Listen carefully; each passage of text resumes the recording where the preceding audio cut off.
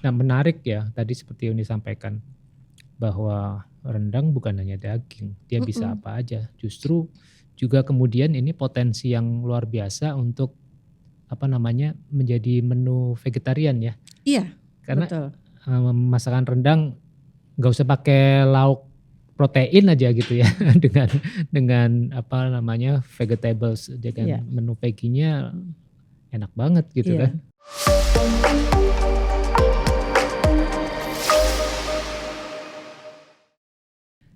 Halo teman rasa, jumpa kembali dengan saya Cak Tom dan inilah Aku Rasa, Akar Kuliner Nusantara. Siapa sih yang nggak kenal dengan nasi Padang ya. Nasi Padang sudah hampir seperti menjadi makanan sehari-hari siapapun dia ya. Makanan yang dikenal dengan cita rasa yang kuat gitu ya, kaya rempah dan cenderung pedas. Dan mungkin ini yang menjadi salah satu menu favorit teman rasa sekalian, apalagi waktu makan siang gitu ya. Eee, apa menu favoritnya kalian? Mungkin teman-teman teman rasa bisa sebut ada rendang, ayam pop, gulai ikan, atau telur barendo ya, telur Telur dadar bareng, yang, iya. Yang telur kering dadar itu, kering gitu heeh, ya, kering. yang kemudian disiram dengan kuah gulai dan kemudian, dikasih sambal, sambal Betul. ijo, sambal merah. Nikmat sekali, apalagi hujan-hujan gini. Itu dia, betul. Nah, teman rasa pada episode kali ini, kita akan mengulik tentang masakan Padang atau masakan Minang. Saya sudah bersama dengan salah seorang pakar dalam bidang ini. Beliau adalah seorang, eee, penulis, ini ada bukunya di depan saya, tentang, rendang traveler. Selain itu juga beliau seorang, pengusaha, pebisnis, yang terkait dengan kuliner atau masakan rendang ini. Ini dia Uni Reno Reno Reno, Reno Andamsuri. ya. Ya, Namanya selamat. agak Jawa-Jawa gitu ya orangnya. Iya, Iya, Andam. Reno, ya. Terima kasih sudah hadir di, Sama-sama Kak Tom. studi Aku Rasa. Terima kasih Uni, diundang. saya panggil Uni ya. Boleh. Beliau ini memulai karir sebagai seorang desainer grafis yang kemudian membuka usaha kuliner khas, Sumatera Barat. Uni, sejak kapan kalau boleh dibilang tadi dari seorang desainer grafis menjadi pengusaha kuliner? Iya, jalannya ini agak lucu juga sih kalau ceritain ya, Cak Mhm. Tom ya. Jadi saya tamatan desain grafis, Mhm. kemudian saya suka juga masak, jadi Mmm. kira-kira gitu. Mmm. Sampai akhirnya sekitar tahun 2004 itu Mhm. saya mulai, membuat si rendang. Mhm. Saya kasih nama sebetulnya namanya rendang Uni Farah gitu Mmm. ya. Itu nama anak saya yang pertama, Farah. Oke. Mmm. Nah, karena saya ada desain grafisnya, Mhm. saya belajar tentang packaging Ya, ya. Jadi pastinya. saya Mhm. merasa bahwa, kenapa masakan tradisional, Mhm.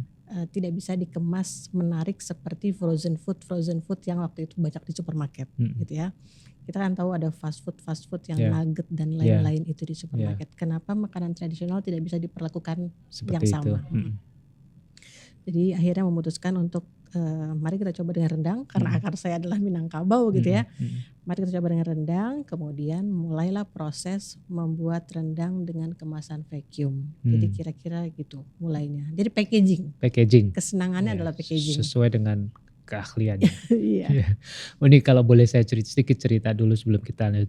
Saya itu kan sering, perjalanan gitu ya dari Sabang sampai Merauke Mhm. gitu. Yang saya perhatikan boleh boleh dibilang sebagai penyelamat rasa gitu ketika Mhm. datang ke suatu daerah, eee, makanan yang paling gampang saya temuin itu 2, Mhm. nasi Padang sama sari laut Lamongan. Temen-temen Oh Lamongan itu iya, sampai ke pelosok-pelosok pasti ada 2 itu. pasti ada 2 Iya, itu ya? iya. Ya ya ya. Jadi aman lah gitu ya Ya. kalau kita sampai ke, pelosok-pelosok. Nah, eee, semuanya namanya nasi Padang Ya. gitu kan. Sementara kalau mungkin di Jakarta terutama saya melihat ada nasi kapau, Mhm. ada ya masakan Bukit Tinggi, Mhm. ada Mhm. mungkin Pariaman gitu Ya. ya. Nah, apa sebenarnya yang membedakan gitu? Mm-mm. Ya, kalau orang mungkin secara umum mengenal nasi Padang itu kan banyak santannya Mm-mm. gitu ya, dan kemudian ada spicy, pedas gitu ya. Mm-mm. Nah, lebih spesifik ke tadi nasi kapau, nasi Padang, nasi Mm-mm. Bukit Tinggi gitu mungkin ya. Mm-mm. Masakan apa yang membedakan? Yang khas gitu, Eh, ciri-cirinya? Sebetulnya gini, Tom, Mm, kalau boleh aku katakan mm, bahwa menamakan Padang itu mm, lebih kepada kemudahan ketika orang menyebutkan satu provinsi mm, gitu. mm, Jadi soto Padang, gitu. ya, Nasi Padang, rumah makan Padang. ya, Padahal bisa saja yang punya itu orang Bukit Tinggi ya, gitu. Tapi ketika mereka keluar dari Sumatera Barat, mereka lebih mudah memperkenalkan entitasnya sebagai orang Padang, Padang. gitu ya. Mm, Nah, makanannya apakah sama dengan Pariaman? Ya garis besarnya akan sama. Mungkin tiap-tiap daerah mungkin cabenya dilebihkan atau santannya dilebihkan. Hal-hal seperti itu yang tidak terlalu basic ya, tapi hampir sama. Kalau tadi Catom bilang, kemudian apa bedanya dengan nasi kapau? Nah kalau ini memang beda. Kalau nasi Padang atau rumah makan Padang yang biasa kita temuin dengan nasi kapau yang kita temuin, itu kalau dibedah gitu ya, kalau ada anatominya tuh Catom, dari displaynya beda. Oh ya. Ya, dari displaynya beda.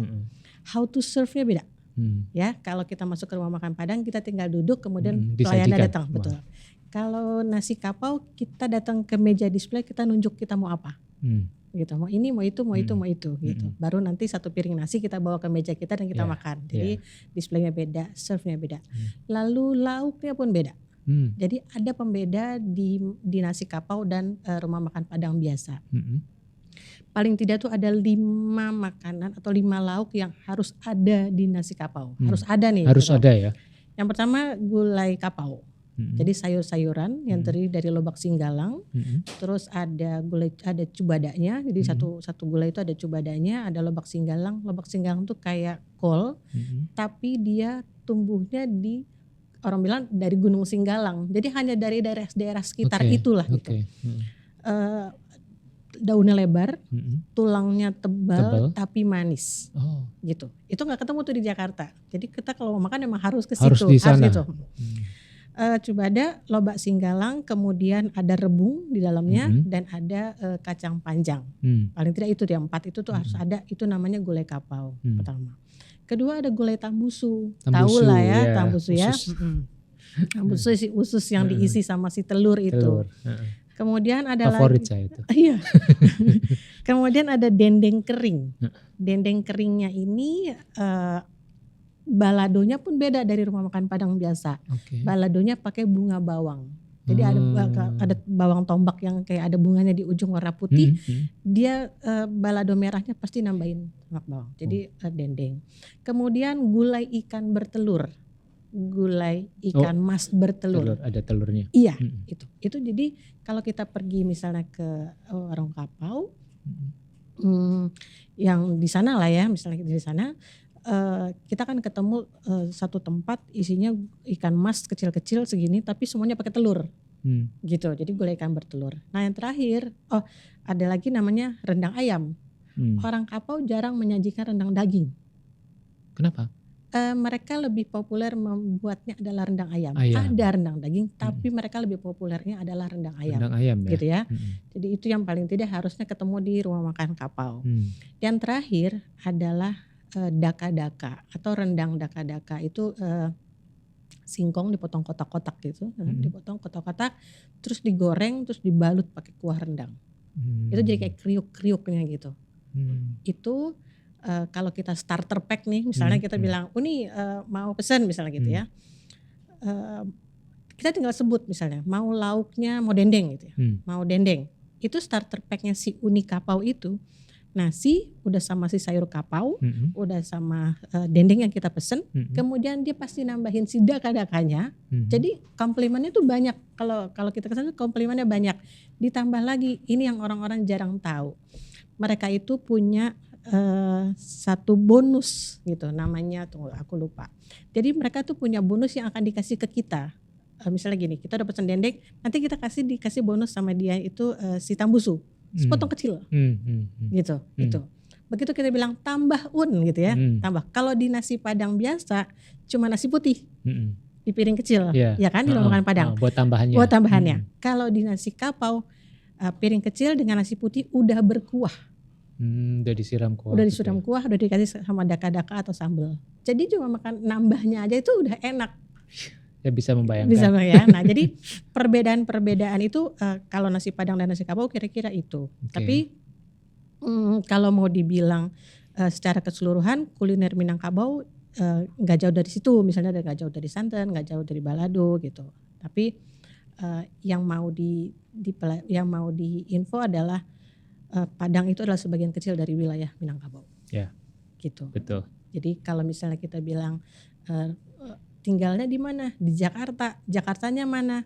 Ciledug sih maksudnya. Gitu ya kira-kira gitu. Tapi menggampangkan orang untuk tahu ya disebutlah kota besarnya. Ya. Gitu. Ya. Ketika bicara Sumatera Barat sendiri kan memang kota Padang hanyalah salah satu dari sekian banyak kabupaten kota yang ada di Padang. Dan ternyata juga kemudian ketika bicara rendang, ya kalau awam biasanya hanya rendang daging lah. Gitu. Saya pernah makan, pernah incip waktu kunjungan ke Sumatera Barat, rendang pensi, gitu ya dari kerang-kerang kayak kerang kecil gitu. Nah ternyata saya baca di buku Uni juga ini, Uni juga Uni ada seorang penulis, beliau menulis buku Rendang Traveler. Di dalamnya saya lihat ada berbagai macam rendang dan dari daerah-daerah, ada Pariaman, ada macam-macam gitu ya. Nah Uni mulai kapan menulis ini? Jadi setelah saya bikin si rendang Univara, ketika berjalan sudah beberapa tahun, orang-orang mulai bertanya bahwa di Jakarta ya, rendang itu bukan daging ya, gitu. Jadi justru konotasinya rendang sama dengan daging.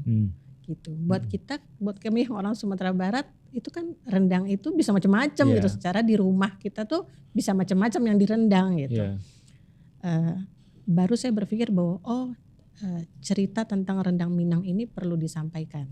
Gitu. Akhirnya dibuatlah buku ini kira-kira 2012 ya. 2012 mulai riset, mulai survei, kemudian memetakan daerah mana yang mau didatangi atau rendang apa yang menarik untuk diceritakan gitu. Jadi kira-kira tahun 2012 lah gitu, mulai jalan. Mulai riset ini. Bukukan mulai situ. Betul. Ya. Nah menarik ya tadi seperti yang disampaikan bahwa rendang bukan hanya daging, dia bisa apa aja. Justru juga kemudian ini potensi yang luar biasa untuk menjadi menu vegetarian ya. Iya. Karena betul.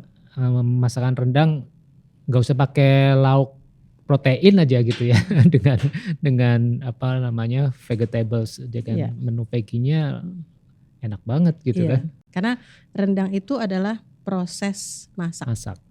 Namanya marandang. Menihilkan air.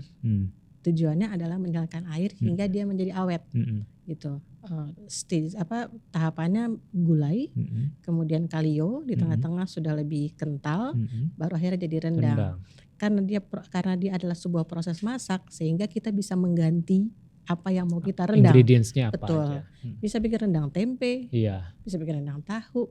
Sekarang yang lagi populer rendang jamur, gitu. Rendang singkong. Jadi ada satu orang di Belanda, dia penulis buku, ikut rendang traveler tour gitu kemarin. Dia sekarang malah bikin buku tentang rendang di Belanda. Setelah tur jalan-jalan itu bikin rendang. Salah satu yang dia rendang adalah benar-benar singkong potongan yang besar-besar itu. Jadi kayak kita gorengan singkong. Jadi singkong sebesar-besar ini terus dia rendang. Jadi benar-benar dia ngasih tahu bahwa rendang itu macam-macam. Rendang itu bisa diaplikasikan ke semua bahan dan rasanya akan tetap enak gitu. Jadi menyampaikan narasi bahwa rendang itu adalah sebuah proses, itu bukan cuma nama makanan. Kayak kita bilang tumis toge. Tapi kan dia menumis ya. Dia bisa toge, dia bisa ini, bisa itu, bisa itu gitu. Ya kira-kira kayak gitu. Jadi semuanya bisa direndang. Oke, baik Uni. Saya baca sekilas tadi buku Uni ini. Di dalamnya ada bermacam-macam informasi tentang rendang. Bahwa ternyata rendang bukan hanya daging. Juga kemudian asal wilayahnya gitu ya, ada Pariaman, ada Bukit Tinggi dan sebagainya. Nah, ceritanya gimana Uni sampai menulis buku nih? Ya, jadi setelah membuat rendang Univara, kemudian mulai berpikir bahwa ternyata narasi-narasi tentang rendang di banyak daerah di Minangkabau ini baik ya untuk ditulis gitu. Jadi akhirnya mulailah menghubungi orang-orang. Dulu kan komunikasi nggak sekarang banyak media sosial ya. Kita bisa lihat ini lagi bikin rendang ini nih, kali bisa di DM gitu. Dulu kan nggak ada kayak gitu ya. Jadi benar-benar by phone bertanya bahwa semua orang Minang adalah bersaudara, itu dibuktikan gitu, harus terbuktikan di buku ini. Jadi dari satu saudara punya temen nggak di daerah mana, jadi mulai connecting satu-satu. Terus mereka bilang punya rendang ini, punya rendang itu gitu, boleh datang nggak gitu, boleh lihat nggak gitu. Set bikin tanggal gitu segala macam sampai akhirnya jalan dan ketemu itu pun hanya kenalan dulu, karena mereka kan nggak mungkin serta merta kita datang terus mau foto dong, mau itu gitu, nggak mungkin. Jadi ketemu, kenalan, izin, boleh nggak saya besok datang lagi dengan teman fotografer gitu. Oh ya boleh gitu. Terus baru akhirnya saya balik lagi ke sana dengan fotografer dan baru mulai membuat dokumentasi mereka gitu. Jadi ya prosesnya lumayan lah, hampir setahun bikin buku ini gitu. Setahun ya? Setahun. Iya, menarik. Sebuah makanan itu memang kemudian tidak hanya tentang rasa, artinya kuliner, ya. Tapi di dalam atau di balik makanan juga banyak sekali narasi atau story behind the foodnya gitu ya. Bagaimana cara memasaknya, bagaimana budaya dari masyarakat yang mengolah makanan itu juga menjadi sebuah daya tarik ya sebenarnya. Betul. Gitu. Dan banyak sekali yang bisa diangkat gitu. Termasuk juga tadi yang saya penasaran, kenapa sih Uni pakai nama traveler gitu kan? Ternyata memang ya tadi karena tempatnya juga kemudian unik dan tersebar. Juga ini bisa jadi satu potensi atraksi ya. Betul. Jadi kalau bilang gastronomi tour ya memang akhirnya memang bisa sampai ke situ ya. Seperti tadi Cedon bilang rendang pensi, bisa dari kita ngambil pensinya di danau, kemudian kita mengolahnya, kemudian bagaimana menjadi masakan, dan lain-lain. Jadi bisa jadi memang sangat bisa sih, tinggal bagaimana mengemasnya dan bagaimana membuat ini menjadi menarik untuk orang ikut gitu ya, seperti itu. Benar. Saya pernah membaca ada satu atraksi wisata yang sangat boleh dibilang populer di Eropa dan termasuk quality tourism gitu ya. Artinya dari sisi harga juga mahal. Namanya foraging tourism ya, foraging tourism. Jadi wisatawan diajak masuk ke hutan, kemudian melihat apa bahan-bahannya ya. Mungkin ada jamur, ada rempah, ada apalah gitu ya. Mungkin tadi ngambil pensi di sungai gitu ya, atau di danau. Dan kemudian kembali ke dapur dan mengolahnya itu bersama dengan chef gitu yang kita sediakan. Dan kemudian dimakan bareng-bareng. Betul. Itu sebuah experience yang dan luar itu biasa. Ada loh. Ada di buku ini? Foraging untuk rendang itu ada. Jadi ada satu daerah namanya Lintau atau mungkin daerah Batu Sangkar ya. Itu mereka membuat rendang dari 100 daun. Mungkin lebih kali ya, tapi narasinya kira-kira 100 daun. Saya bawa rombongan ke Lintau, jadi kita pagi-pagi jalan ditemani oleh sekelompok ibu-ibu sekitar 4 orang yang di desa itu hanya mereka yang mengerti. Mengerti tentang narasi daun apa yang bisa direndang atau bisa dimasak dan daun dan hebatnya mereka hafal ini untuk apa, buat kesehatan apa. Jadi kira-kira gitu ya. Ini daun katakan daun arbe. Daun arbe ini daun arbe ini bisa untuk obat batuk misalnya gitu. Daun ini kita ambilnya cukup sekian. Jadi berapa komposisinya sehingga menjadi 100 kita bawa kemudian kita rendang.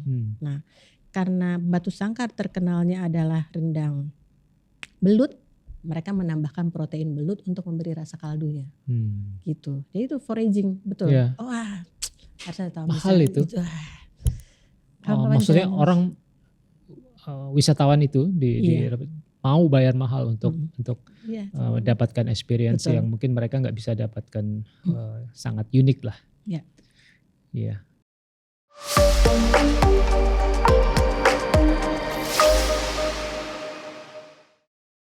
Yang jelas kalau mau dibilang secara keseluruhan, rendang itu bisa dibilang menjadi harga diri, gitu ya. Karena kita menumpahkan semua rasa yang ada ketika kita memulai memasak rendang. Kesabaran, memberikan yang paling baik, memilih yang baik, untuk orang yang baik, gitu. Maksudnya memberikan kepada orang dengan hal yang paling baik, dan dengan semua itu dilapisi dengan kecintaan untuk memberikan sesuatu. Jadi kalau mau dibilang rendang itu adalah wujud harga diri kita gitu. Kalau dia menjadi gosong, mendingan gak usah dikasih, kira-kira kayak gitu. Jadi aku bisa bilang kayak gitu. Ditambah lagi, memang rendang itu adalah samba. Kalau samba itu lauk ya, lauk adat yang ada di acara-acara besar orang Minang.